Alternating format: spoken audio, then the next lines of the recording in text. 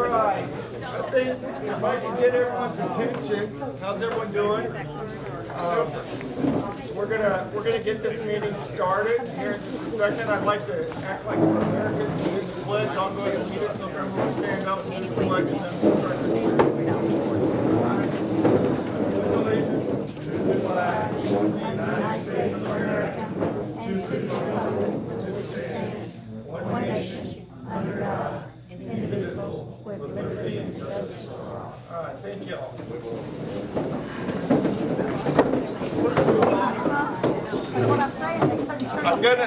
I want to share with you a little bit about how we're going to run the meeting tonight. I want to talk for a few minutes about some of the things that I don't think that most people know about what's going on in District 2 in the county.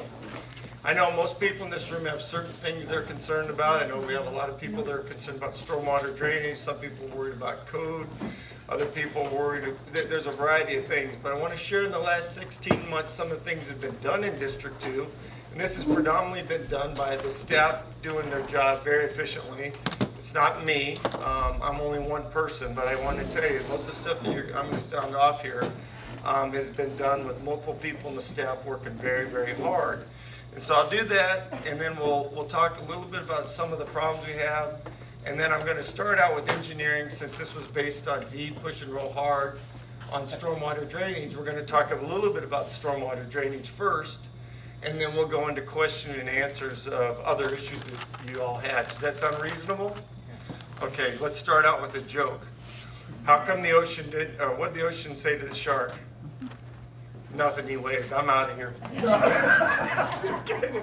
I'm here with you. Okay, so in the last 16 months, I want to just some of the things that have been done in District 2, and there's quite a bit of stuff, but I'm going to rattle off some stuff so you know. The first thing, and I wrote these down today just off the top of my head, and I got up to about 48. Some are big and some are small, but for example, how many people use the old Quarryfield Road? Yeah, did you notice it's been resurfaced? And those potholes are done. And we put a lot of money into that along that road, and a lot of people have commented and they're very happy with that. That road needed to be repaired for years. We went to engineering. They did some shuffling with some of the roads, and we got that repaired. And it seems like most people are very happy with the repair of that road. So I appreciate that. Some of the things that I want to share before I came on board that were in the works that got completed. Natural Resources worked real hard. If you know where the Jackson Lakes are, Jackson Ponds above there, they finished an omnibus program. I don't see too many people here tonight from Bayou Chico Association, but that program, as we know now, we have new seagrasses that are growing in there. We still have a lot of work in Bayou Chico. We're doing sediment sampling and stuff like that, and we have about, I think still $12 million, Tim, for that project, but it'll be hot sediment removal out of that. But that's ongoing right now. And some of that project and the waterway going down into Jackson's Pond, the county bought. It's a natural filtration system. So there's some of those things that have happened that have worked in our favor to clean up the environment that most people wouldn't know unless you knew about it in the county. We've got new playgrounds. We got new playgrounds in Lakewood. We got new playgrounds in Lexington Terrace. We got new playgrounds in Aero Vista and several other areas in the county as well, but that's just in District 2. At Lexington Terrace, Mike Rhodes has done a great job. He's put in a new dog park there. He's put in new basketball courts. We're starting a disc golf. We've opened up the community center there. The pavilion's been pressure washed, and down the road, we're probably going to get a multi-use field in that park, not immediately, but down the road. So that park had needed some attention for some time, and it's getting the attention it needs. As you know, that's a diverse area. Warrington Prep got $7.4 million. One of the goals, my wife doesn't work there, she worked there for 5 years, but when you have a failing school, when kids have to walk through trash and garbage and parks that have homeless and drunks and people using drugs, it's not the best environment for children. So the county's doing their part to clean up around there. I worked with the Sheriff's Department to do patrols through Lexington Terrace. You can't camp there at night. So all of those things are affecting that community in a little way. So I just wanted to share that with you. Juanita Williams in Edgewater. I don't know if you know Gary Gable. That street, they had a lot of nefarious activity in that park. they came to us and said, we would like to put a gate up in that park. This was right after I took office. And so I said, well, the county can't go manage that gate every night. So he put basically a watch plan with his neighbors, and since then they've had no problem in that park after hours at night. And Gary Gable and the county have worked hand in hand to make that happen. Small things, I see several of my lady friends from Bob Davenport. They asked to do a sign similar to what we have in other areas of the county. Through the CRA dollars, they got a brand new sign over at Bayou Davenport. I think Jeannie's happy. I'll see you guys Monday over there. Everyone seems to be happy with what's going on. But it's the little things that start to change the environment in communities, and we're working on that. The back gate of NAS. We always have traffic problems going into the base. We have problems with people getting in the box when the Blue Angels are showing. We put up, the county funded with the fellow commissioners for a marquee out there to try to help with the communication, getting on and off the base the day we have the Blue Angel air shows and going to the museum and stuff. Hopefully that'll help. On the other side of that, I went to TPO, that's a transportation planning organization, last week. And thanks to Chris's work here, he put forth a plan to get a design for the front gate of the base. It was $360K, right, Chris? The corridor management. The corridor management study. And we also went to Senator Broxton. I don't know if we'll get the money, but to help clean up from Brancas to Navy Point. That vote was unanimous, and that's a vote that includes all the Santa Rosa County commissioners and both the municipalities of both counties. And so that's a big way forward for people that care about the front gate of the base. We'll hopefully get some access lighting and clean up that corridor a little bit. We have 5 to 7 funerals a day that go to Brancas, and when I ran, I thought it was a shame that they go through that. It looks like something out of Mogadishu, so I'm working to change that. Beach Haven stormwater project, the board voted for $21 million. That's phase 2. That'll be a stormwater septic sewer plan along phase 2, which basically is on the north side of Gulf Beach Highway. That project started. It will take a little while, but that's another infrastructure plan that the county's doing, and it'll be great. We have a living shoreline. Tim, is it about $33 million? This is a living shoreline project that's been funded through FWC and mostly grants outside of the county that will basically fortify around the base, multiple seagrasses, beach refurbishment around White Island, and that should start this year. We're just waiting for a couple permits. That's a lot of money coming into District 2 when you look at it. Perdido Key Estates, we're going to start talking a little bit about flooding. They've had flooding out there for over 20 years, around 20 years. When I ran, they said, is there anything you can do? We sat down with the legal team. We sat down with the engineering department. We're going to offer them an opportunity in April to have an MSBU to try to fix that problem. They may not accept it, but it's the best deal they're going to get that they've had in 20 years. So we're responding to them. That'll come up in April, and hopefully they accept it, and we can move forward with that. The overlay, Warrington CRA overlay. If you don't know what that is, we have in District 2, there's 3 CRA overlays. Some of you have used them for windows and roofs, and they do a lot of things. When I first came in, the overlay in Warrington wouldn't allow for convenience stores. And certain things, obviously they didn't want strip clubs and bars, and there were certain things that people didn't want in their neighborhood, but convenience stores seemed kind of obvious to be okay, but they were ruled out. Well, since we changed that overlay on the corner of Brancas, and I think I can say this, I hope, can I? Okay. We will have a convenience store, a Circle K, more than likely at Brancas and Navy here in the next year, because the change in that overlay, and that's, I'll just say William Van Horn family has been involved with that and other major initiatives in Warrington. The Lake Charlene project, we'll talk about this more. That happened previous, that was in the running before I got elected. We finished that $14 million project. I was in South Africa. I got a call from Don Hamlin, we're gonna flood, we're gonna flood. I called Wes at 2 in the morning, and we're a little bit of time difference. They didn't flood. That project wasn't completed, it worked. That was the one, if you remember, where the sheriff and the citizen went underneath the ground into Jones Swamp. Y'all remember that story? They both survived.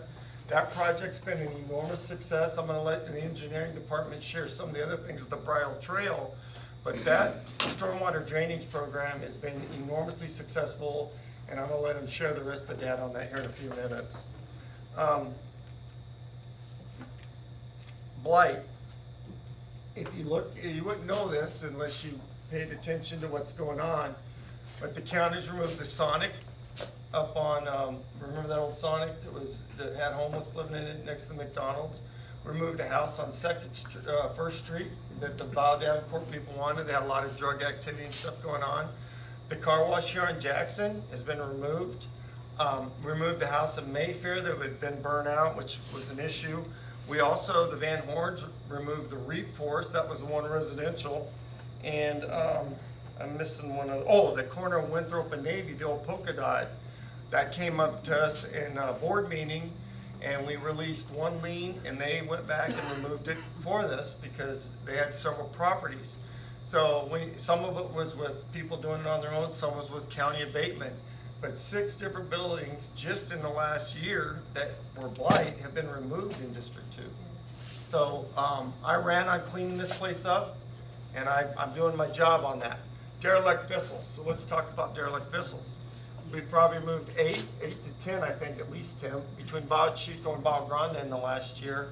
That's quite a hurdle. We've done some change in our ordinance, but there's a lot of maritime law that gets us a little bit more complicated. The Sheriff's Department, though, is working very closely with Robert Turpin on derelict vessels. So we're working hard to get that cleaned up. It's an ongoing problem, especially in certain waterways. Bayou Chico is probably the most prominent, I would say, that we have a problem. But sometimes, we had them going into Bayou Grande and other areas as well. Pensacola Perdido Bay Estuary, I'm the chair of that now. They've put $30,000 into our parks for new trash cans.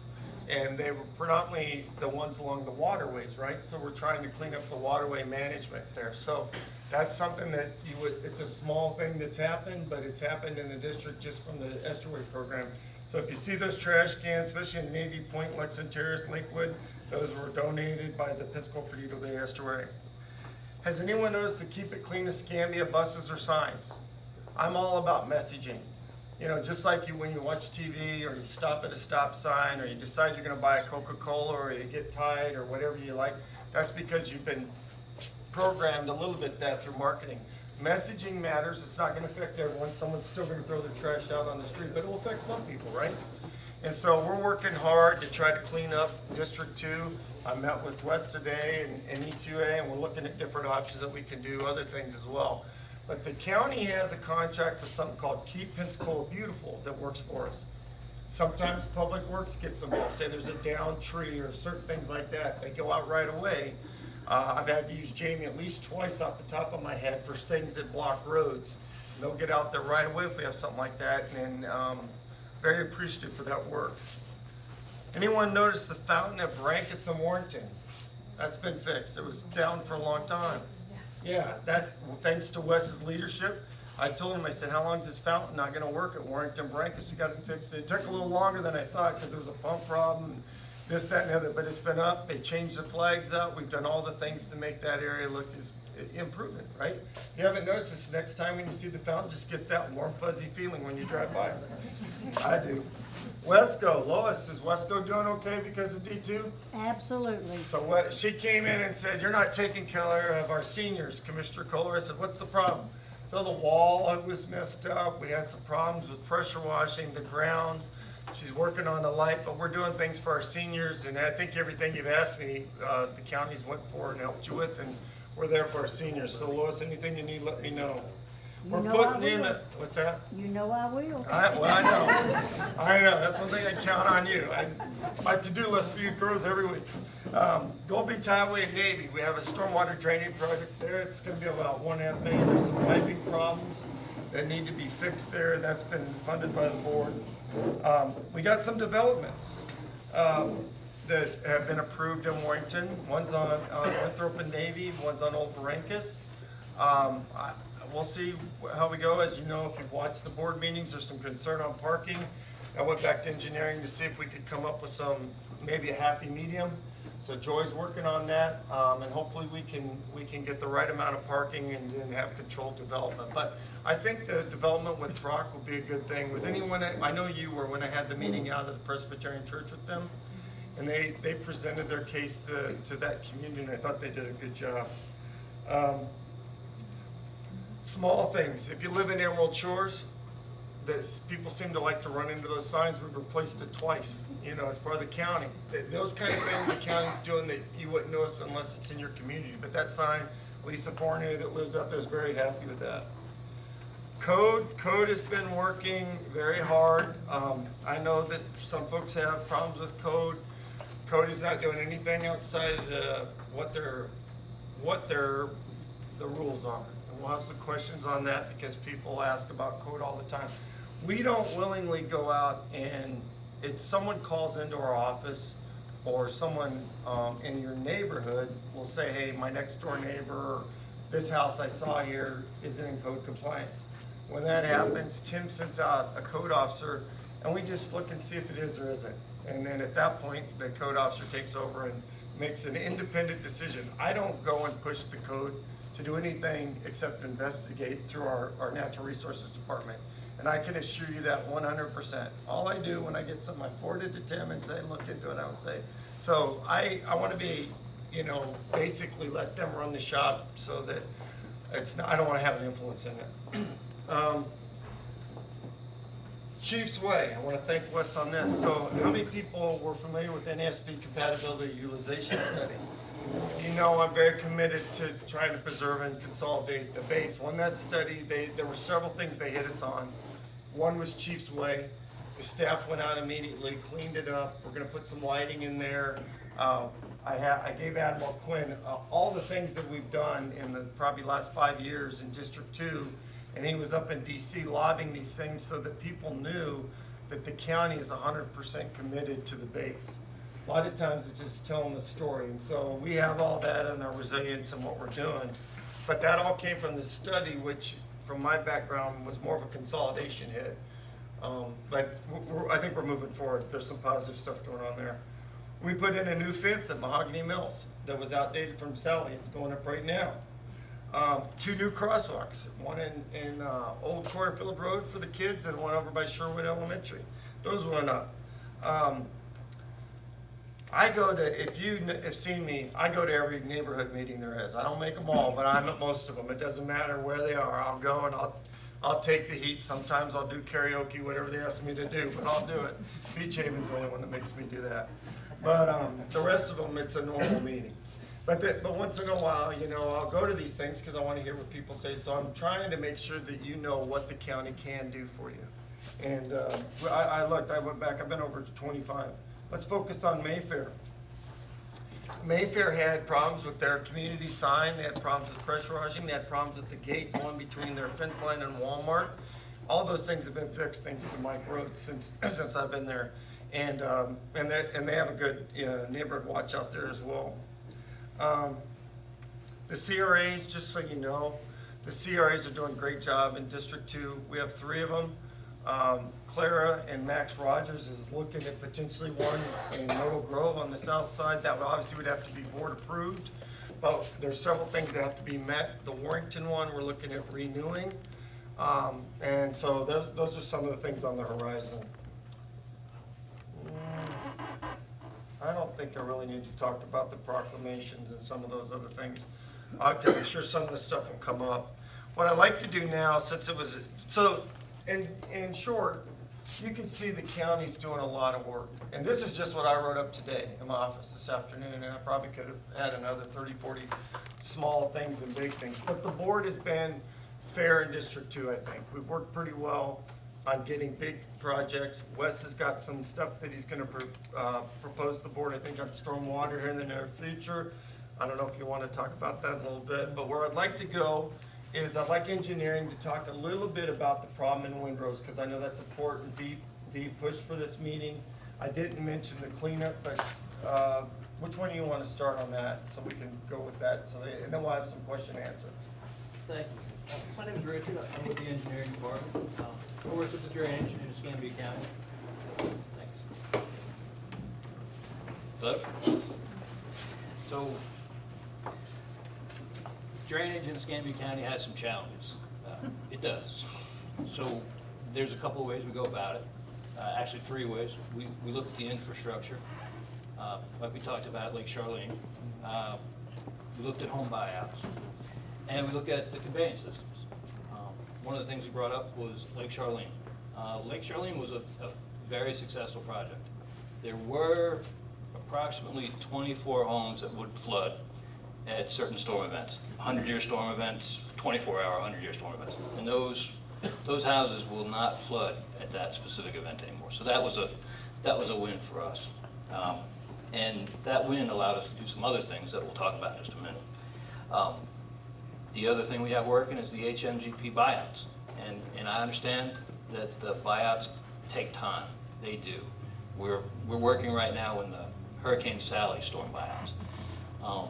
And everyone who knows me knows that we've had another grant that we applied for through the DEO, the Florida Department of Commerce. And that has been holding us up a little bit, but my understanding is that is going to the board in the next couple of meetings. So we'll be able to get that one back on track. So that'll be another 49 homes that we'll be able to pick up in Escambia County. There were 14 previously. This will be 49. And the money that we saved through the DEO program, that allowed us to apply for Hurricane Ian money, which was another 7 homes. So we're doing pretty well on the home buyouts. So that's our second phase. And then the third phase is the conveyance systems. We'd like to open up the conveyance systems. If you'd heard about I'm sorry. If you talk to D, you'll know that the conveyance systems sometimes have some clogs, some backups. So we're going to look at the conveyance systems coming out of Bayou Marcus. And one of the ways we're going to do it is through Bridle Trail. We had a successful project over there at Lake Charlene. That freed up some money. We're still going to do some work in Bridle Trail, but now we're going to be able to do some modeling at Bayou Marcus, and we'll be able to designate projects in the future. So just like to say that we're working for it. We're putting a bunch of money through grants and other ways towards the projects. And we thank you for your patience, and we thank you for working with us. We can answer specific questions about Bayou Marcus later. Dee, I'm sure you have a couple of questions and any comments, or anyone on the flood defenders, feel free. I mean, I think we'll start with that and then we'll move forward. Does anyone And you know what, I'm sorry, I should have introduced Alan. Yeah. Alan is with HDR. He's Okay. the brains behind us over here. Well, with a buyout going on, I'm here to tell you it's very hard. Let everyone hear Dee so we can. Oh, sorry. To go through the buyout process, it's very lengthy. You have to have a lot of patience, which I have none. They went out the door in June when we flooded for the 3rd time in 9 years. Be patient with the county. They are working for us, but there's some controls over them that come from the state. Like it or not, which I don't like it, we have to wait them out. Once the acquisitions are done, then our home will be bought. Why do I say that? And I really hate saying that. I don't want somebody else to sit there in that home and flood. It's a trauma that I don't wish on any of my neighbors. That's why I made it my quest to get the word out to all of you to come to this meeting. If you have flooding, stand up, speak up. I'm serious. People are listening. We're trying to work as a community to do better. Dee, I want to just thank you. I mean, I feel for you. I was in your house. You showed me where the water line was before I was ever even elected. And I've seen the water that was in that area. I will tell you this. I look at, and this is not gonna mean anything for your house specifically, but it does for the area. I look at the Lake Charlene, the Bayou Grande, the Perdido Key Estates, what we're doing in the Beach Haven. We're putting $92,000 in 16 months. I mean, we're getting a lot of grants. Now that doesn't help Windrose today, but I think the staff knows the complication there. I've articulated how important that's probably my #1 stormwater drainage project now in District 2. But there's several of them. I'm not gonna lie, there's several of them in the county.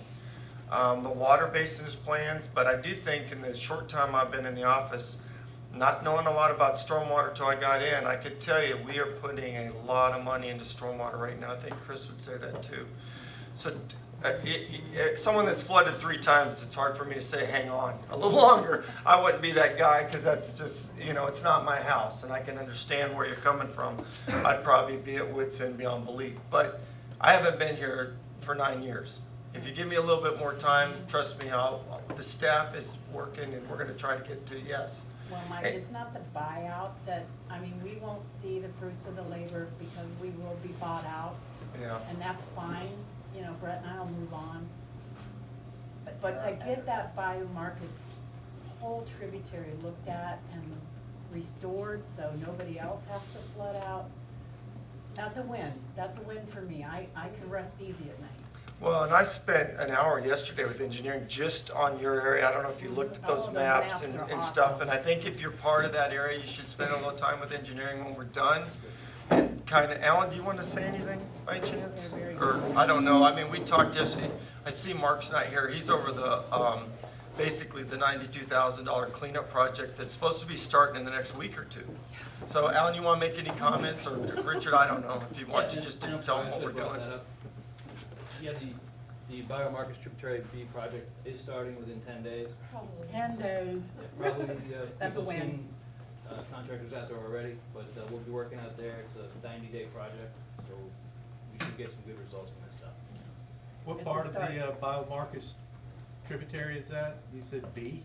We call it B, but if you take Pontiac Avenue, take it straight out, that would be it.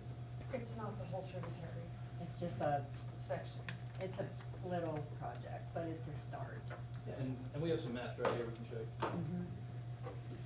And that may help when you look at the elevation, like they explained to me yesterday, along that, and how it flows down. But it's obvious if you look at it, it looks like you can see where it would bottleneck and flood. I'm not an engineer, but anyone that looks at those maps and sees that, you can tell where the problem is. So we got it. We got to go through a process, but that we've got a win starting here in the next 2 weeks. So that's the first project. And the first thing we're doing, we're looking for obstructions. That's what we have to do. We have to look for obstructions first, and then we have to determine what we can do to remove obstructions or slow the water down before it gets to the conveyance Lawn systems. furniture. Any other comments or issues with stormwater? Chris, do you want to say something? It looks like you do. Yeah, You got 2 minutes. No, I'm just kidding. that's the whole reason I wanted you to have a town hall meeting. That's not acceptable. Those 2 minutes are rough sometimes. I'm Chris Curve. I'm with Flood Defenders Panhandle. I worked with Escambia County for 25 years. But the Bayou Marcus Basin Branch B, it's a 1,940 acre basin. It basically starts out, it covers the area where Blue Angel is, from Highway 98 all the way up, portions of Fairfield Drive, all the way up to Pontiac Drive. And I really want to thank staff for getting the Bayou Marcus debris removal project started and kicked off. That's at the very north end, right where it ties into the main channel of Bayou Marcus Tributary. That's a small project, but that's probably a big blockage right there. And I understand, I talked with Richard and I talked with Alan a couple of times too. They're looking at this and I'm very encouraged by the work that's going on. I will tell everybody that's in that basin that government takes time, especially when you're dealing with the state and federal government.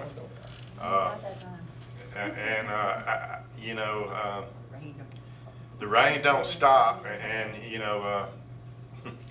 I talked to a lady the other night. She's like, well, she's in one of these HMGP buyouts, and she's like, well, hurricane season's coming up. Can you buy me out before then? Please. So, I try to stay positive and tell our flood defenders to be a little patient with the county. I think that goes a long way, but y'all are doing real good. I mean, what was it, $110 million that y'all put out for It's contract? an enormous amount. I don't know I exactly. mean, not all of it was drainage, but y'all are doing a whole lot of work, so I really appreciate it. I wanted to thank y'all for that. Okay. Thanks, There are Chris. some other folks around here that's probably got comments, though. Yeah, sure. That's why we're here. Is there any other, on stormwater drainage, before we go into other questions, it doesn't have to just be in the Windrose area, it could be in any area of the county, really. Yes, yes, ma'am, we talked have a earlier. big problem. Go ahead, let her give you so everyone can hear your comments. Miss Martinez, right? Yes, sir. Okay. We have a big problem in Navy Point. The water drainage there is so bad that in a day rain, it flooded the roads. And this is all the time. There will be we can solve that if the creek down the road can be clean. Okay. Which is, the water is going through the Bayou Grande. Jamie, is that something we've done out there? We've been working on it probably the last 5 or 6 weeks, pretty heavy. Okay. Yeah, I think last 2 weeks, when the people are dredging the retention pond of this project that was in there, they are putting 18 houses on mills. All of a sudden, the water level in the creek had gone down because somebody is cleaning in the front of the creek. So if that will be cleaned all the way from mills up to the Bayou Grande, that will be solved.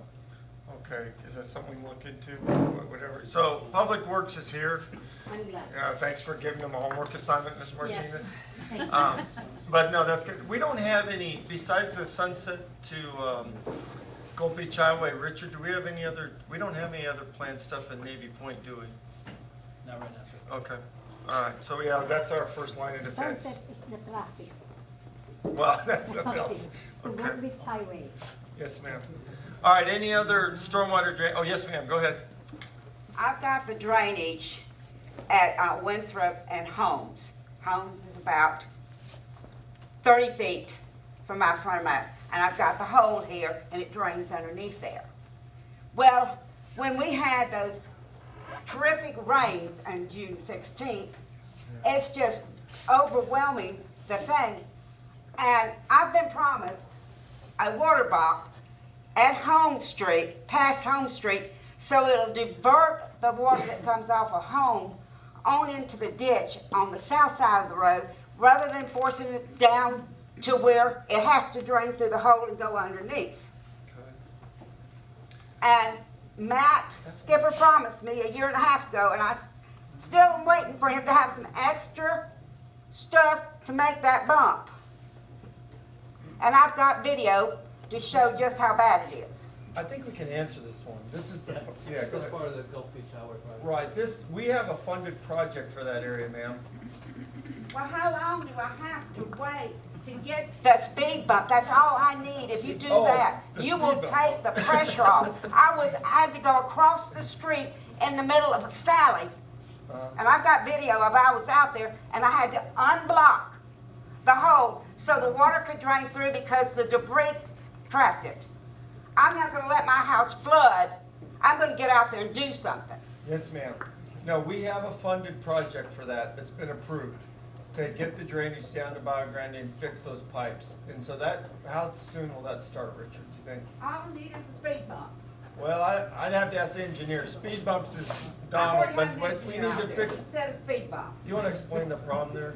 I mean, I know what it is, but I don't know. Yes, so the Gulf Beach Highway project is slated to start mid-March. I'm sorry, to bid mid-March. And so it'll start about 3 months after that. Okay, yeah. There's two, the speed bump's a different issue, ma'am. I think that, you think would fill the hole, but we have a drainage issue in those pipes underneath where you, That's should true, but you see, this is over the drains. This is on the roadway. I have a video showing you how much water, it's amazing, how much water pours off of Home Street, and it comes down like this and comes straight across the road. If you had the speed bump, give me a speed bump, it would divert it into the drain there and going out to Bayou Grande. But it has to go through the hole here, go back across. Speed bump would push it the other way. And Mike Skipper promised me 1.5 years ago he would get me one. And I've been waiting. Chris, or Jesse? It was a simple thing. No, okay. If I can. Yeah, one take more your comment advice, on this and we'll move on, because I think we got a project here. And we can talk more, and we actually have our speed bump guy here too, but. I don't want to explain that again. It's a water pump. Well, I don't want to explain the process to get speed bumps, because that's a whole nother We'll call complicated. it a water pump. Okay, you are gonna get some resolution shortly though there, I promise. So we'll work on that. Okay, any more on stormwater drainage before I go through some of these questions and people bring it up from the floor? Yeah, you stormwater drainage, ma'am? Yeah, go Yes, ahead. yes. So mine concerns this area right here, the Myrtle Grove area. So particularly where Lillian Highway and 57th meet, we get a lot of flooding in this area. I own the two properties over, two retirement communities over, right across the street. And we get tons, we have our own retention pond, but it overflows. We've spent thousands and thousands of dollars on drainage to try to keep that water off the property. And we've had a couple different times when the county has talked to developers about developing the area where the old YMCA lot is, and it always comes up about, well, before anything can be built, is something gonna be done about the drainage in Myrtle Grove? And so I hadn't, the last time that I'd seen any studies done on it was like 2015. So my question is there anything in the works or any projects that would deal with the drainage out here? Yeah, so Drew or Horace, I think we need to explain the process when a development comes in and stormwater drainage. I don't know if you want to answer, or is Drew, when you guys talked about this? Because this comes up not just here all the time. And you're right, they want to develop a 55-plus community there and do some amenities. It has got approved for what they want to do, but that is true. I went to one meeting with that developer down on Cervantes. It was probably a year ago. Over at the Yeah. 17, Were you- I went were to you that there? one too. Were you there? Yeah. Okay, there were two. I went to one. I missed the second one. Okay. But they haven't got approved yet. But I came out here and talked to the Myrtle Grove folks about that. They didn't want a low income, but they were willing to deal with the 55-plus community, it seemed like, as a whole. But let's talk about stormwater drainage. So Drew, explain what happens when a new development comes in so people know the process of how we look at stormwater drainage. Sure, so Drew Holmer with the Development Services Department. When new projects come in, they do get reviewed for stormwater. The basic idea with that is that they need to contain their water on site and not increase the amount that was leaving the site going onto other properties. There are challenges, especially once you get up there by the road, by Lillian. We went through this with the school board as part of their process to, they're redoing the elementary up there. Because, that out in the front there, when it floods, I mean, wow, the system they had wasn't containing it. So when plans get submitted, that's one of the many steps that gets reviewed. And, sometimes projects don't move forward because at that point in time, there's not an answer for that. But every single one of them does get reviewed. But there's nothing that's currently in the works about the drainage issue out here. I don't believe there's any sort of drainage study going on right now. That's kind of outside my realm. Not that but, specific area, ma'am. Yeah. Okay. So, We're speaking to individual developments as they come in. yeah. I'm aware there was that study that came up when we were talking with the school board folks, along with some large ponds now that are in the area. But I don't want to speak for engineering, but I don't think that, after that study, I don't think there was some reason the whole thing didn't get picked up. There was going to be another pond or something, or maybe we couldn't get the property. It was acquisition. Yeah, and we have a couple of things working on 61st and 62nd. We Oh, had some yeah. issues with acquisition, but, thanks. Appreciate it. Thanks. We had some issues with acquisition, but we can revisit, and I'll meet with you after. Okay, you have a question on stormwater? Or you do, ma'am? Okay, Yes, go sir, ahead. I do. I've lived in my house roughly 26 years. I live off of 50th Avenue, All right. back in Penn Haven. They put new storm drains in. Why they didn't run it from Cary Street, which is on the left side, William Street's on my right side, or vice versa. there's no drainage back there. So my house is literally, my backyard's literally floods every time it rains, and the 3 houses next to me. We're the only ones in the whole neighborhood that floods. What was your address again? Mine's 10 Delaware Street. Okay. I used to have a beautiful yard. My yard, it's horrible. I've had a truckload of dirt, a truckload of sand put back there. It's washed away. My dog, every time he goes back there, he comes out. I have to keep him in because he gets sick. It smells like sewer. Oh, wow. Yeah, so it's pretty bad back there. And most of my neighbors are elderly now, so, and they can't come to these meetings to tell. So they just sit there and then our area looks like trash. I'm embarrassed to bring anybody to my home from out of this area because From the stormwater or well, trash the too? water and Oh. the trash and the cars and people starting businesses, and. Well, call in and Call I'll have code go by your Code house. Call Tim enforcement, Day we never right there. see you. We never see you. I called on this, drainage problem, the code enforcement. I had pictures of my neighbors literally digging holes, putting pipes down and running it towards my yard. That's my next door neighbor. You'll have someone out there, Tim. And, I the guy promise told me, you. there ain't nothing I can do about that. You have to call me when it's happening. I'm like, Mr. Day will get with you and we'll have a conversation and see how we can help you. okay, I sure, promise. appreciate it. Thank you very much. All right, any other stormwater, because I know there's probably some other questions, but I want to stick with stormwater. Hey, you must have walked in late. Yes. Okay. There's one area that, I've got 2 friends that live on South First Street in between Sunset and Central. And there was extensive work done down there in the last 10 years, I guess. But the water goes from Navy Boulevard to First Street to Second Street into Bayou Davenport. So it goes from the west to the east.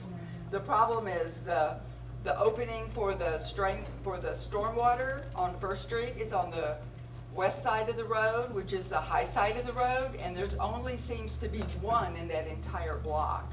So when the water drains coming down, there are 2 people's houses that I know of who 10, 15 years ago never flooded their garages, and now every time there's more than like 4 inches of rain in a day, or say 6 in 2 days, their garage gets flooded.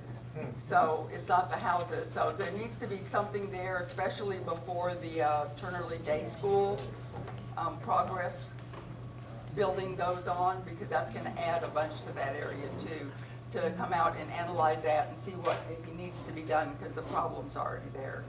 I know, and I know from the waste side, East UA, where that is on Second Street, they just put a pump in there to get it back up to Sunset. Yeah. Anything on that, Richard? That we can, I don't know. off the No, top- sir, I'll take a look at it. Okay. I mean, there's a ton of stormwater drainage. We're listening to everyone. I don't want you to think we're not.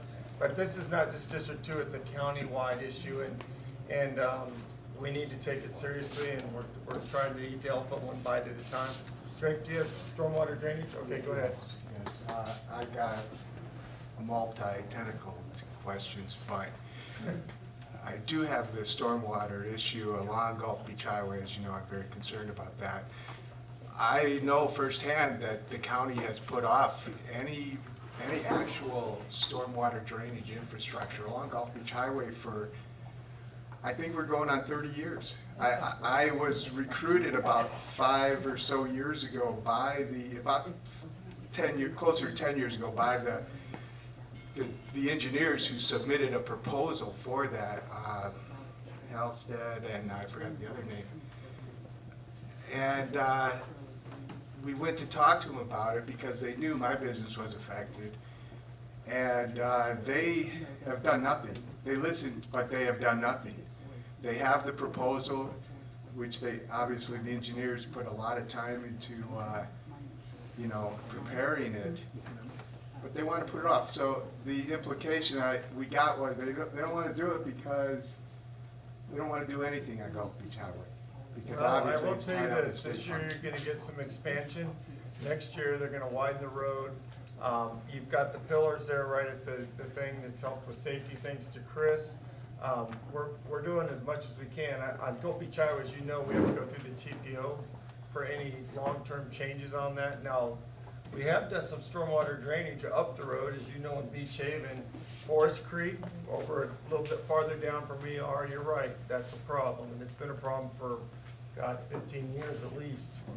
Yeah, a long time, and we probably need to address that as it goes out into Bayou Chico, because, I agree, that area is a problem. And so that's another area we need to look into. Okay, you mentioned next year you're gonna expand it. Are you sure you're saying you're gonna expand it? I think you're referring to the repaving project. They're doing two things, repaving, and then they'll do like a 3-lane. And Chris, you wanna talk about that at all, what they said for Gulf Beach, or? I mean, yeah, we can. So for Gulf Beach Highway, DOT is about to resurface the road, and it looks like that's going to kick off, actually even later this year, way later, like November, I think. They are adding paved shoulders between 292A and Dog Track Road. They're rebuilding the following intersections because they are substandard as far as the radius tie-ins. That's Sherman, Weller, Kingsport, Valdosta, Waycross, Marietta, Newman, Paulding, and Elite. They're reworking some of the guardrail at the bridge just immediately east of Americus Avenue because it's no longer in standard. There will be a new sidewalk on the north side from Decatur Avenue to Patton to join the existing sidewalks eastward on toward Navy. And a lot of people think a sidewalk is just a 5-foot ribbon of concrete, but there is a tremendous amount of drainage work that takes place when you do that, because if there's a roadside ditch, the sidewalk can't hover above the ditch, so the water has to go somewhere. So there's a pretty big effort right there. There will be a new eastbound right turn lane from Gulf Beach Highway onto West Sunset. There will be a new concrete traffic separator within Gulf Beach Highway at Winthrop to replace the plastic post that you see there now. There will be a mid-block crosswalk with a refuge island just east of Patton to connect the north side and the south side sidewalks. There will be new concrete bus stop pads, and there will be new lighting at the intersection with 292A, Patton, and Merritt. Now, it's important to realize that this is a resurfacing project for DOT, and the cost of this project is about $7.8 million. DOT is having the same problems that everyone else is having as far as construction prices going up, and we have stressed to them over and over that these items that I just read off, we're very interested in those getting built. And if it turns out that they have to cut costs by leaving some of these out, we at least want an opportunity to see if we can fund them locally or some other way through a grant of some sort, because it's very important to the community that you all have these. While they seem like small items, this is really a pretty large win for a resurfacing project for DOT. This is really a lot more than they usually do. So they do recognize the deficiency there. And I just want to highlight, when I first got in, I got with Mr. Gaynor from FDO3. I literally cornered the Secretary of Transportation, Mr. Perdue. Trust me, I don't take things lightly. Down in Orlando, talked to him 20 minutes about this road. And then we met with Tim Smith in Senator Brox's office. And so it's a small win, but it's really a big one. Like Chris said, I think it'll be a huge change. And that road's needed attention for 50 years. I got it. I was here in 1989. Is neat too. The development out there has just been crazy with residential. But they're listening. I think you're going to see some love on Gulf Beach Highway here in the next couple of years. I mean, considering a 4-laning project is upwards of $225 million, you can resurface it like 20 plus times before you get into that. Well, So but you also don't get the infrastructure improvement. By resurfacing technically is not an infrastructure improvement. I think they'll readily tell you that.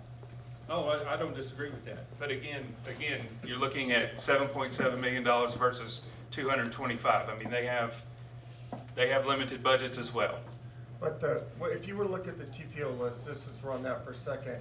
I think the rest of Gulf Beach Highway is 15 and 16. I think south of Sorrento, if I remember right. That's probably 5 to 7 years out for that project that came up. Is that about right, Chris? For the 4-lane? Oh, for for Gulf Beach. For the 4-lane for Gulf.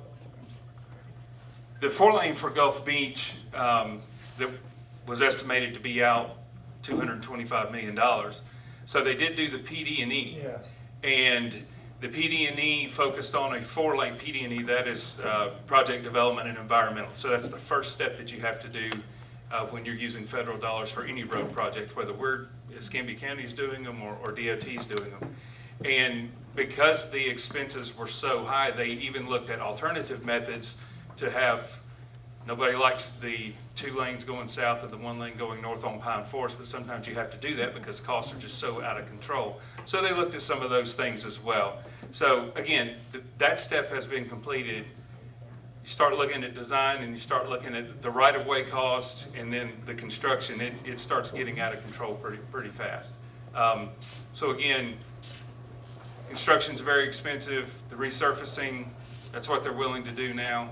And with these other items, that seems like a pretty good win. It's a good start. I just wanted to mention, I just noticed Paul Fetzko's here in the audience. Sorry, Paul, I just saw you a minute ago. Thanks for showing up. He's our school board member, if you don't know that. So thanks, Paul. All right, I got a few questions here. I'll read if you guys want, unless there's something else, then I'll try to answer them, or one of the staff will. And then if there's more questions, Sheila will grab them and we'll go through as many. Bill Norvell, your question's about basically the Navy Point Linear Park. There's plenty of off-street parking.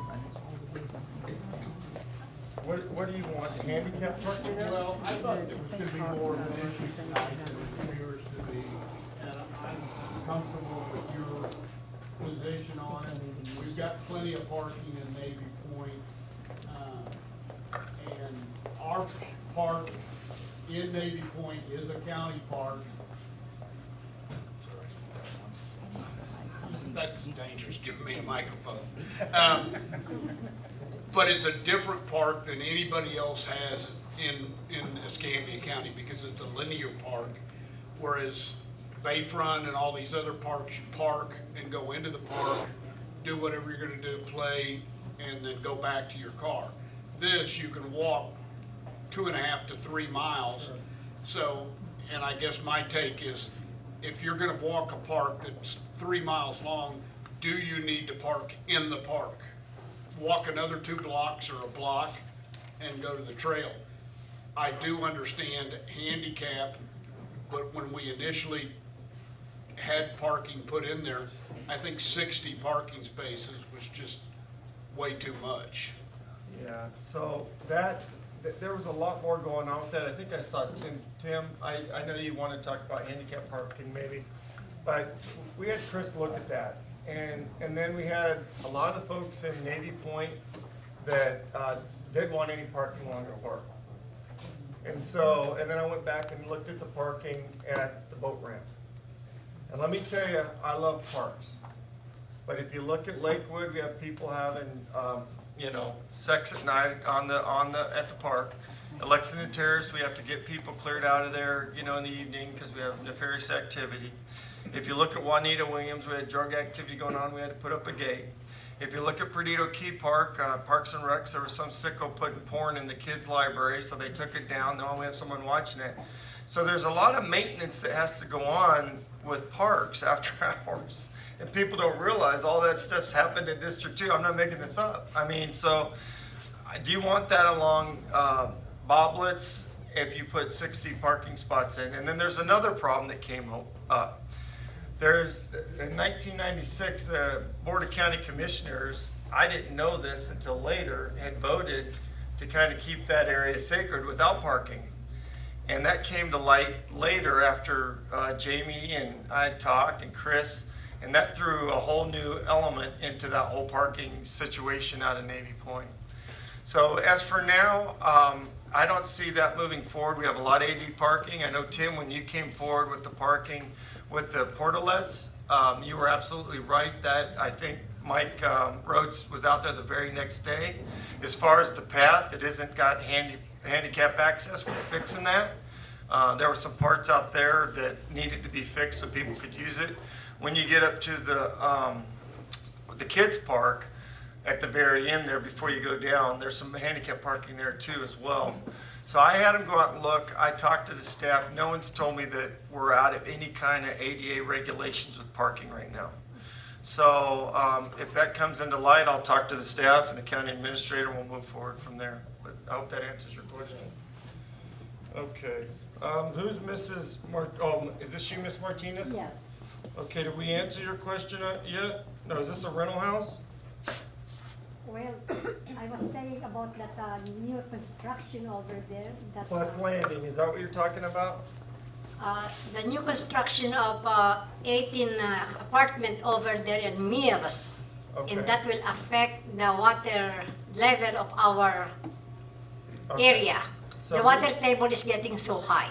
I understand. I think Rich is gonna take a look at that, so I don't know if I can address that anymore. I'm happy about that. Keith, what's your question? I can't read your handwriting too well. It's actually rhetorical, and you're doing a good job. Basically, what I'm concerned about is the amount of lawsuits we have, including the lawsuits of the county suing the county with Pam Childers and such. My question is just basically, and it's rhetorical, that it's built into her job description for Allison to represent the commissioners versus the county. It's like a dual hat operation.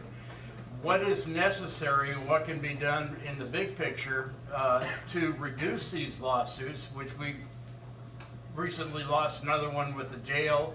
We have the Burgosh tax and such as that. And the reason I bring this up is because that's millions of dollars that can be used for flood defenders or other projects. And it's my vision, I mean, in the years that I've been here, my wife and I came back in '94. There's never been this many lawsuits involved with the county, I don't believe.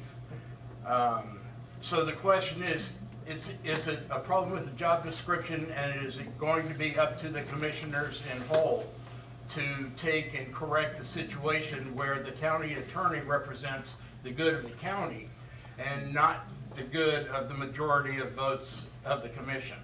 Okay, Keith, let me answer this without getting in too much trouble. So, the staff of the county work for the board, right? They're in very difficult situations sometimes. I think we have too many lawsuits going on. I agree with that.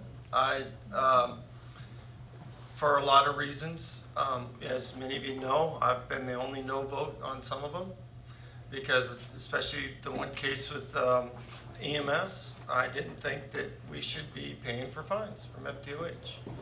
As a no vote for the text messages, there was a hearing today in Okaloosa County. I don't know how it went. We'll see where that goes. But the answer is, in an organization this size, we're going to have some lawsuits, and legal does a great job to try to settle those, on the most part. The jail's a very complicated issue. What I read in the paper the other day, I'll be honest with you, Wes, I thought that was all covered in the shade meeting. And We didn't lose another case.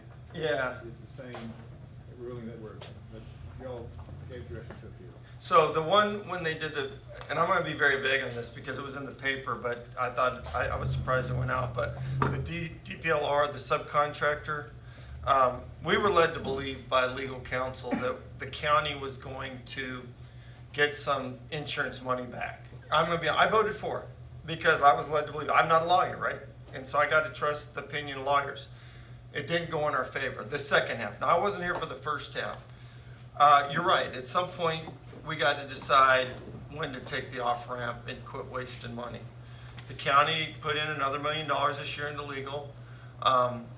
We need to look at that. I've talked to the county administrator about that. He's aware of that, but he works, some of it we can control and some of it is board driven, but I got it and I know where I am on it, but also, I got to work with my friends and hopefully they'll see it the same way. But some of it, I agree, I think we should not be in, and some of it's just part of being a big county.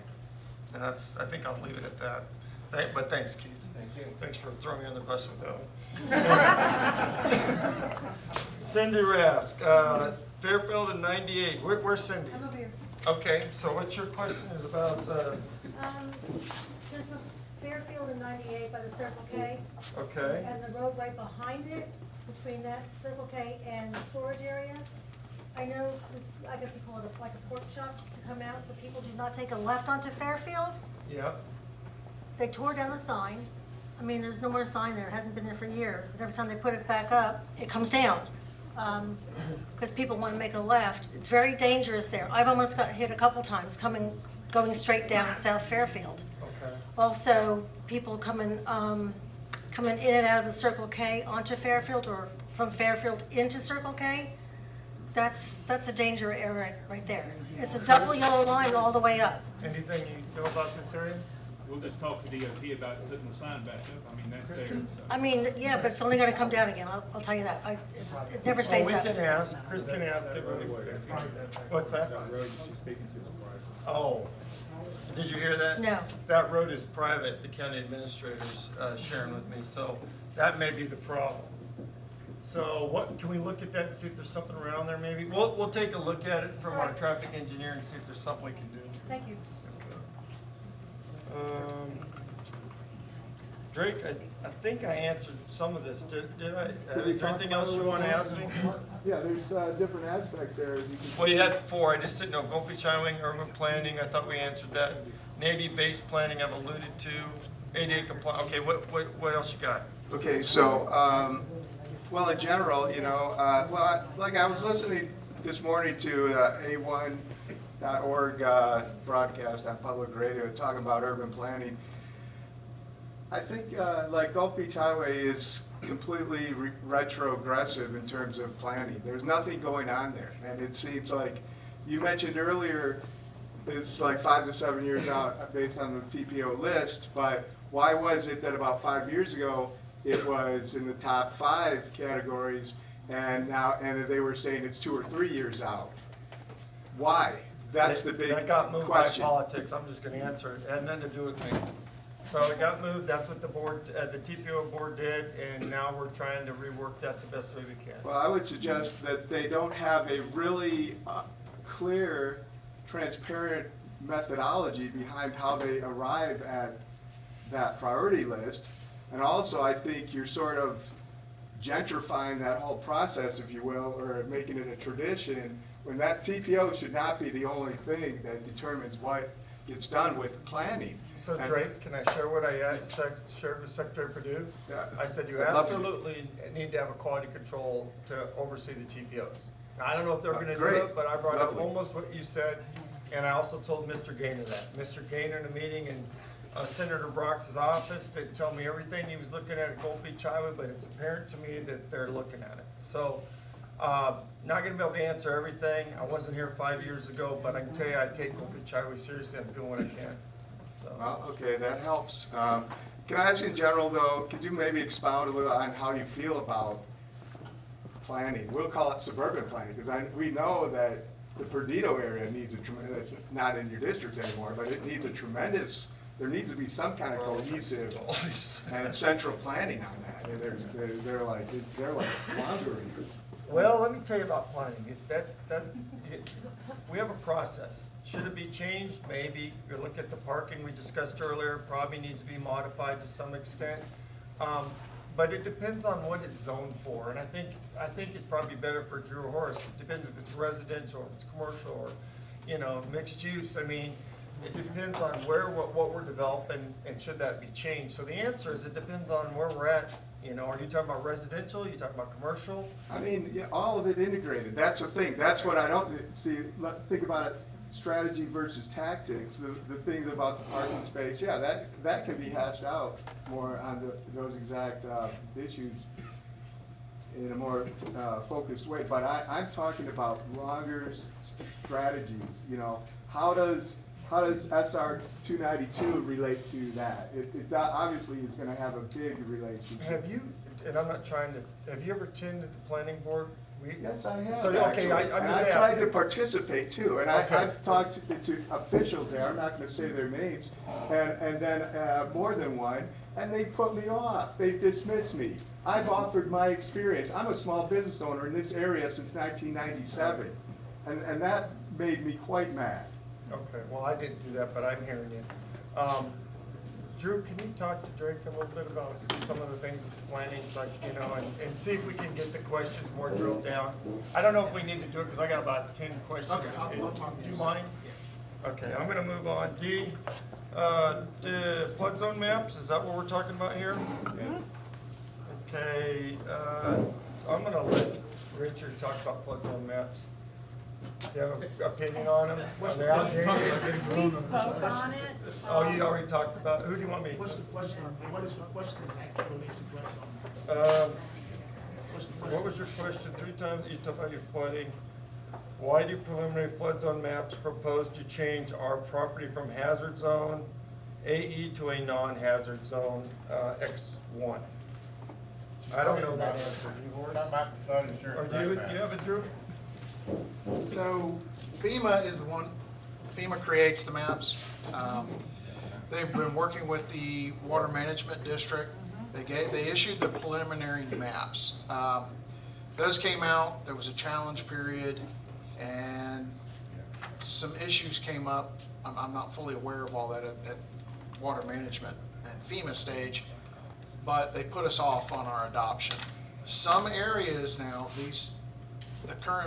the preliminary maps are based on a lot more data that they've gotten since the last ones were adopted in '06, which would have been done before Ivan. A lot of flooding events since then, so they input all that data into their modeling. Some areas with more refined models went from being in an AE zone to an X.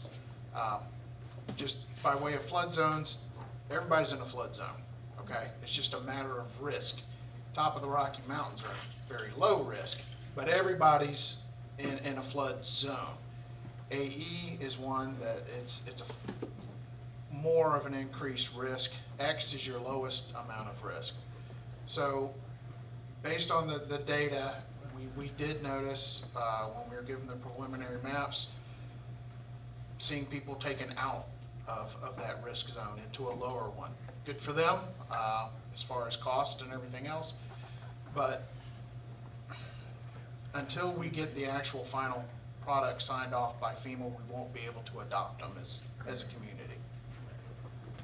And All right, and Chris, do you not gotta know- follow up. Can I And we respond do back? not know when that time is going to be. All On the right. flood zone maps. Dee, can Chris go in there because We don't he know was what that ahead. time is going Is to that be. okay? Yeah. Okay. Basically, when they had their, what you call that, the grievance period? Challenge period, okay. I was on a couple of those phone conversations with the Water Management District, specifically in Bristol Park subdivision, because there's 100 to 160 folks that flooded along that 11-mile creek.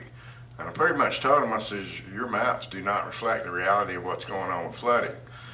In this instance on Bayou Marcus Branch B, where Dee lives in Windrose, she is in a flood zone AE now, and then the model comes back and says that she's going to be in a flood, not in a hazard flood zone. That makes no sense when she's flooded 3 times.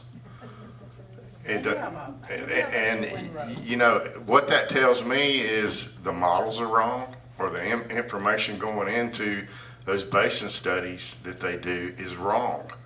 And I had the conversation with the top dog at the Water Management District. I'm like, you don't even have a copy of the master drainage plans that the county has on file. And, I went round and round with them over that, This was after I left the county, of course, because if I did it when I was working at the county, I might get fired or something. But, Come on. but that's my point. That's my point, is they listened, and that's probably one of the reasons why they did not adopt the 2017 preliminary maps, is because there was a lot of challenges.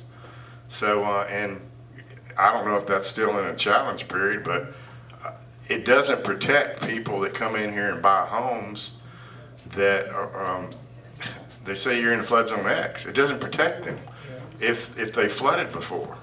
I mean, that's the whole problem with the firm maps. Alan, I saw you, were you thinking about something? You looked like you were agreeing. Yeah. No, I was just going to say I agree with the fact that there's likely insufficient data that they're using to create these maps. We know that from a lot of the basin studies, like Chris said, have been done for Escambia County. With some of the work that we've done in Bayou Marcus, just a small piece of it, there's information that we found that would you know, make those new maps dead wrong, you know, for that area. So, so yeah, it's a lack of sufficient data, you know. Is that something we can change? I don't know the answer to that. This is something, the maps are currently being reviewed again. Now, when they get ready, it's gonna be up to the board on whether to adopt them or not. It has not been up to the board yet. We don't have the final copy for the board to review for adoption. And now this is the thing, when you start not adopting flood zone maps, it impacts the entire county. Oh, and flood insurance. Flood insurance and those things, so it's gonna be up to the board, and hopefully there will be opportunity again for you to file loan marks on those things like that.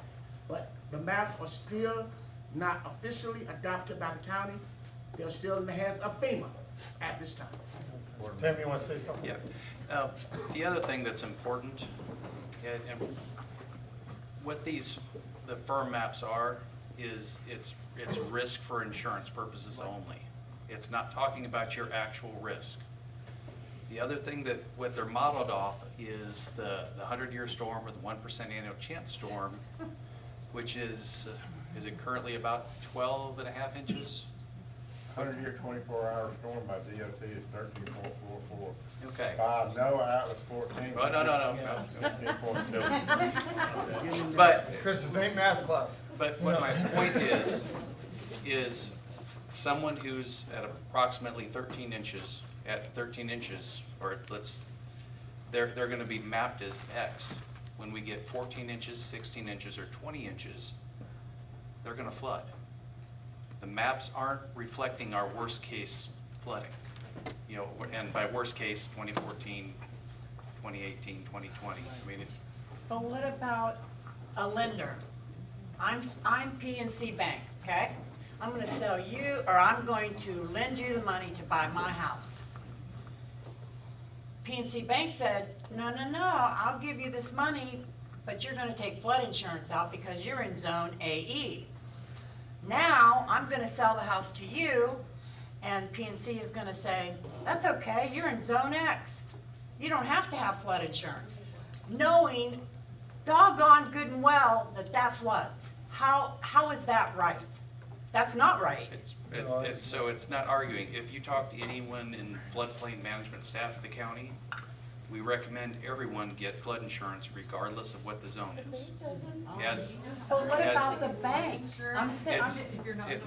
So with the banks, the flood insurance rate maps are insurance risk, which ultimately go to FEMA for flood insurance. Okay. They're looking at risk over 30 years, which is the average life of a mortgage. And, I mean, ultimately the problem is FEMA's also the one who's determining the risk, and they're creating the maps. And they're paying the claims And they're over paying and the over and claims. over. If But you have flood insurance, they will come out the pocket and rebuild you Absolutely. to the tune of 200,000. I know I'm speaking from experience, raw experience, but what if next year we flood and FEMA says, sorry about your luck, we're no longer going to give you a claim? I know they're not going to do it, but is that a question that everybody needs to ask? How many times are you considered repetitive and we're not going to pay your house to be rebuilt again? So I haven't seen that. We have rep loss lists and severe rep loss lists. Okay. And, you know, it's FEMA brings back, we had to talk about HMGP. Every Right. time we get a hurricane in the area, FEMA puts aside 15% more than what our total damages are. So if it was $100 million, FEMA will put $15 million into this community for mitigation projects. Okay. And that can be the home buyouts, it can be improvements to stormwater systems, it can be a whole slew of mitigation. So FEMA does continue to reinvest in our community. Okay. But it doesn't get back to your lender. With the rate maps and the lenders, it's not something the board has an ability to impact. You know, we can certainly lobby our federal legislators. Right, so if I'm to jump on this bandwagon and go to my lender and say, hey, heads up, what are you guys gonna do about it to their mortgage department that's in Chicago and say, hey, have you looked into this Mickey Mouse business about Zone X? Is that my responsibility as a homeowner, a community responsibility? We just stay quiet and say, okay, we'll bite that bullet. So I'm not certain. It's just based on the risk maps, we would certainly encourage you to buy flood zone X insurance, which is substantially cheaper than what it is in AE. But flood zone X will be a different coverage, won't it be? No. Okay. So the flood, it's just cheaper, but it has the same normal limits that you would purchase for AE or if you're in VE. Okay. So if I could kind of, I got some of these questions we've asked, some of them we haven't. Lois said we could stay to 6:30, and I want to stick around and answer anyone's questions, but there were a few things that weren't mentioned tonight that I want to talk about that probably we need to just be aware as voters. Some of the things that I'm looking at in D2, obviously our fire stations are very old. Like to put a library over here. A lot of these things are going to take some time. Stormwater drainage, I'm hearing it. I get it. We got a lot of work on stormwater drainage. It's everywhere, and we're going to keep doing that. OLF8, it's not really affect District 2 so much, but it affects us by what we sell it for and what they put out there. So I'm watching that. We have a few bids that are starting to look a little promising. Wes, anything you want to say on that? Supposed to have another one tomorrow. Okay, another bid? Oh, wow, so that's good. So we're starting to get some bids, and the number hopefully will go up a little bit from what we got with Horton when we went to 290 acres, but I think they're starting to get in the intent of the master plan. But why that matters for us, there's two things. At some point we need to sell it, right? Because we're losing tax base, as long as we're on the upside. What the right number is, I don't know yet. I haven't made a decision. But I'm listening to the board. I know Wes is working hard on this with the county attorney, and it'll be a big project for the county when and if we get to a deal, but we got a ways to go. I want to talk a little bit about EMS. I'm surprised that didn't come up. If you haven't watched it, I've got some calls on that. As a nurse, I know a little bit about ER and trauma, like Helen. We know that stuff. Wes is working with Eric and Chief Torcell in the union. And there's always room for improvement in any organization, right? But I think what a lot of folks don't realize that haven't been in the healthcare side, when you call in and you get triaged, that doesn't mean it's emerging. So if you go, well, Marshall will know this too. So if you're outside an ER and you're sitting out there in the ambulance for 2 hours, that ambulance can't run again, right? That's not a trauma. That's not an emergency case. We have some of that. We got to work with the hospitals. I know they're doing that. That would free up a lot of the ambulances that we have now in those type of situations. So there's a little bit of work there. Just because an ambulance gets diverted from a low density area to a high density area, that's not abnormal. We can't have an ambulance on every other block. Do I think there's some policies and some leadership challenges that need to be addressed? I absolutely think that, and I'm listening to it. Are you guys EMS over there? Yes, sir. I thought I recognized you. So, as you know, I'm a nurse, and I did trauma for years, taught it all over the world. So, it's more complicated than just one individual, and I'm listening to you. I have public safety is probably the biggest role that I have as a county commissioner, right? If you don't feel safe, you're not going to go to your parks. You're not going to go to your work. If you don't feel like if you call 911 and someone's going to come try to get you to the hospital, you lose faith in the system. We have a responsibility to make sure you have a safe system, and we have a firefighting team that can come and put your fire out. That's the number one job. There's only a couple of things I could do. People always say, why are my insurance rates high? Well, stormwater drainage. And we could fund the sheriff's department, so hopefully we have less crime. Those are two things I could do, right, as a county commissioner. There's other things I could do with potholes and all.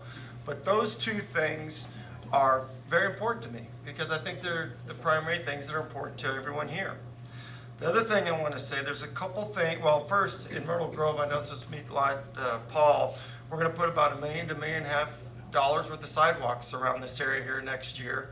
Don's been working hard, and we put another grant request in for Lillian Highway, so I know for the schools you're worried about that. But I want to talk about two other things that's going to be on the ballot that I need you to just think about. No one wants to pay more taxes, including me. But they have a homestead exemption that's gonna go from $25,000 to $50,000. That would decrease the county coffers from, I'm just gonna say approximately about $6 million, right, Wes? We would lose about $6 million if that passes. It'll save you a little bit of money, but it's gonna affect stormwater drainage, it's gonna affect sidewalks. Look, if the people vote for it, I respect what the people do. But it's gonna be harder for me to stand up here and tell you I can do more with less. I can't. We can't do it. The other thing is the local option sales tax. If that doesn't go through, how much is that gonna hurt us? Yeah, $50 million. So a lot of the stuff that we're doing now will be diverted pretty much to just public safety. And, you know, whatever we can do. Because if we were to lose Lost and the homestead went in, it would drastically affect what the county could do for you. And I'm not saying that to scare you. I just need you to understand that. I hate taxes. We have a responsibility to spend your money, every nickel appropriately. And like Keith says, with legal fees and other stuff, and we're not doing what I think's right, then I need to be held accountable, and every other commissioner does too.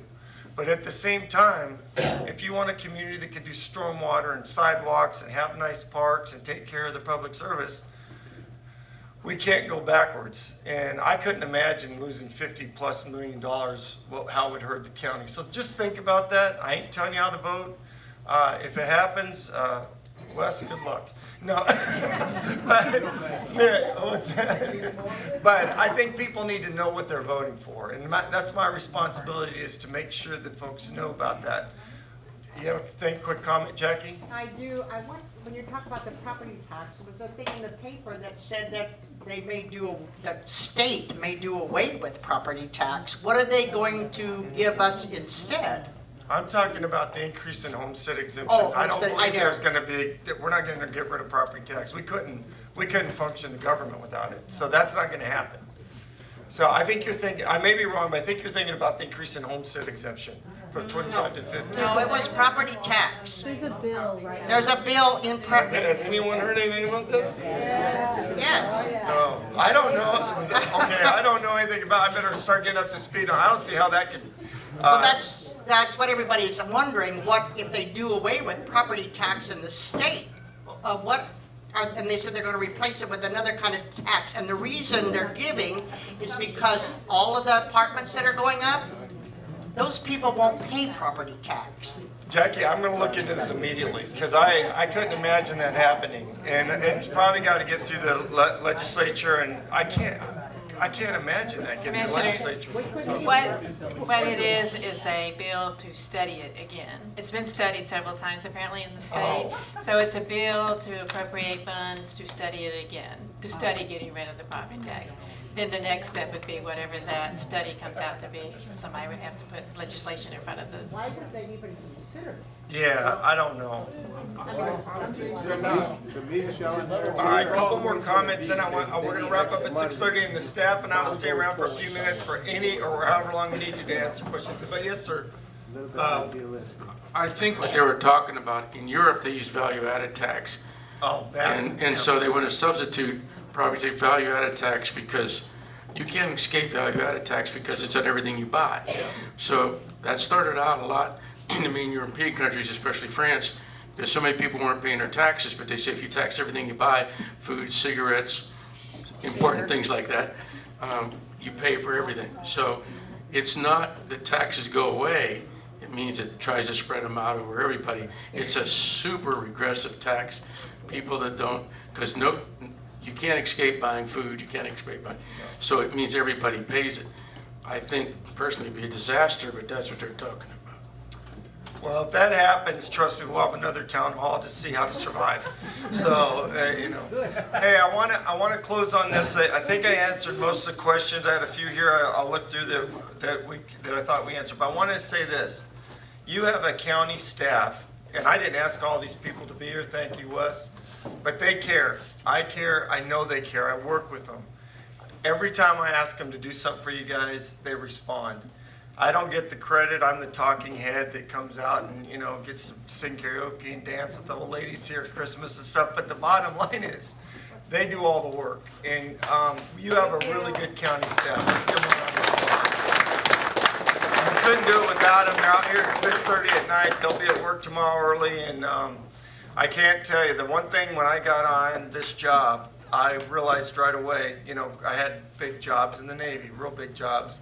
The first thing you do is you start to see the directors and see who's doing what, right? The chiefs. Yeah, and I realized right away you had people that work hard, and you know, Wes is trying to lead the group. Doesn't mean we don't have problems. I gotta say that. Any large organization has problems. If you've ever managed big things, you know that.